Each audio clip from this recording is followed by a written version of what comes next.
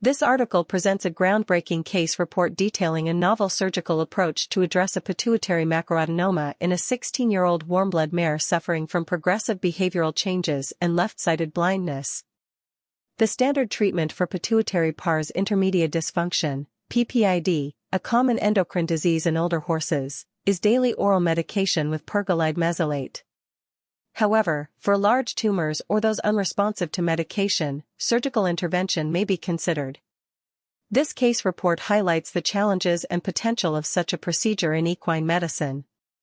The mare in this report exhibited classic signs of PPID, including hypertrichosis, an abnormal mental state, poor response to stimuli, head pressing, abnormal posture, circling, vision impairment, and ataxia.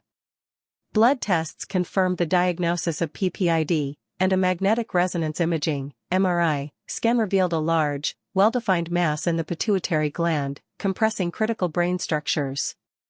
Euthanasia was recommended due to the severity of her condition, but the owner opted for surgery. A team of veterinary specialists, including neurosurgeons, radiologists, and equine surgeons, collaborated with a human neurosurgeon to develop a novel surgical approach. They carefully considered factors like the horse's anatomy, the shortest and safest working distance to the tumor, and the need to avoid vital structures such as blood vessels and the guttural pouch, a sac-like structure in the horse's head. After extensive planning and practice on cadaver specimens, the team decided on a navigated transmandibular lateral transsphenoidal approach. This involved creating an opening through the left side of the mare's jawbone and navigating through the lateral pterygoid muscle to reach the basisphenoid bone, which forms part of the skull base. The procedure was performed using specialized equipment, including a high-speed drill, muscle dilators, a surgical microscope, and a rigid endoscope, all guided by a sophisticated navigation system. Preoperative imaging was crucial for planning the surgical approach. A cone beam computed tomography (CBCT) scan was performed and merged with the previous MRI images to provide a detailed roadmap for the surgeons. The mare was placed in sternal recumbency, lying on her chest, with her head elevated to reduce intracranial pressure.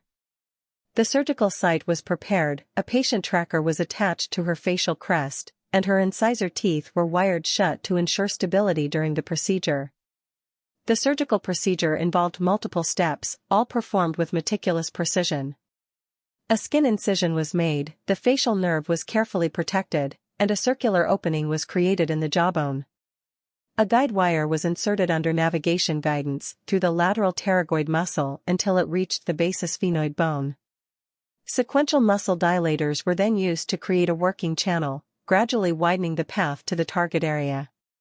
Visualizing the surgical field deep within the skull proved challenging. The surgical microscope, initially chosen for its magnification capabilities, had to be positioned too close to the working channel, making it difficult to introduce surgical instruments. Therefore, a rigid endoscope was used instead, but the long and narrow working channel still hampered visualization and instrumentation. Despite these limitations, the team successfully obtained a tissue sample from the tumor, confirming the diagnosis of a pituitary macroadenoma. Guided by the navigation system, attempts were made to resect as much of the tumor as possible. However, the lack of adequate visualization made it impossible to identify a safe plane for dissection, and iatrogenic damage to the surrounding brain tissue occurred. Intraoperative CBCT scans revealed partial removal of the tumor, but also the presence of gas accumulations within the brain, indicating significant trauma. Given the extent of the damage, the decision was made to euthanize the mare during the procedure. Postmortem MRI and gross anatomical examination confirmed the partial removal of the tumor and the inadvertent damage to the thalamus, a critical brain region. This case report highlights the complexities of intracranial surgery in horses and the need for further refinement of surgical techniques and equipment. The discussion section of the report delves into the rationale behind the chosen surgical approach and the challenges encountered. The transnasal transsphenoidal approach, commonly used in humans and dogs, was considered unsuitable for the horse due to the shape and size of its head.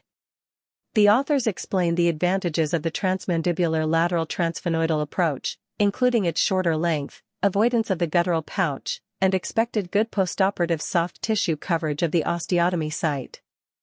The authors acknowledge the limitations of their approach, particularly the restricted access to certain areas of the tumor and the difficulties in achieving complete tumor removal.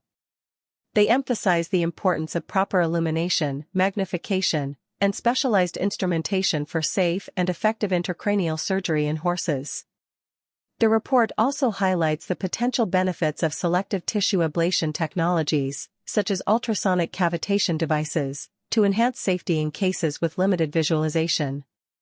This case report underscores the growing role of advanced imaging techniques like CBCT and MRI in veterinary medicine. These technologies not only aid in diagnosis, but also enable image-guided therapeutic options.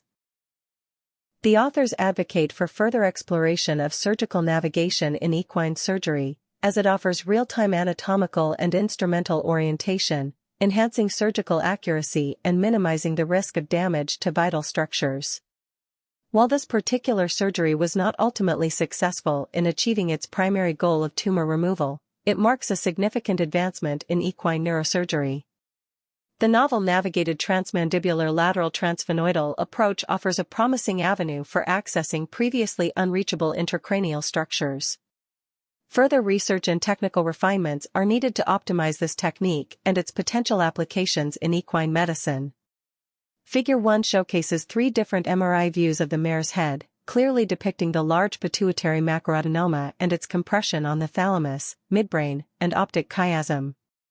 Figure 2 is a photograph illustrating the mare positioned for surgery in sternal recumbency, with her head elevated and the patient tracker attached to her facial crest. Figure 3 provides a close-up view of the surgical plan as displayed on the navigation system, highlighting the planned trajectory through the jawbone and muscle to the tumor site. Figure 4 features 2 intraoperative photographs, one showing the surgical approach through the jawbone and the other demonstrating the insertion of sequential muscle dilators to create the working channel. Figure 5 presents an endoscopic view of the circular osteotomy in the basis sphenoid bone, with the maxillary branch of the trigeminal nerve visible through the opening. Figure 6 depicts 3 post-mortem MRI views, revealing the partial removal of the tumor and the gas-filled defect in the thalamus, indicating iatrogenic damage.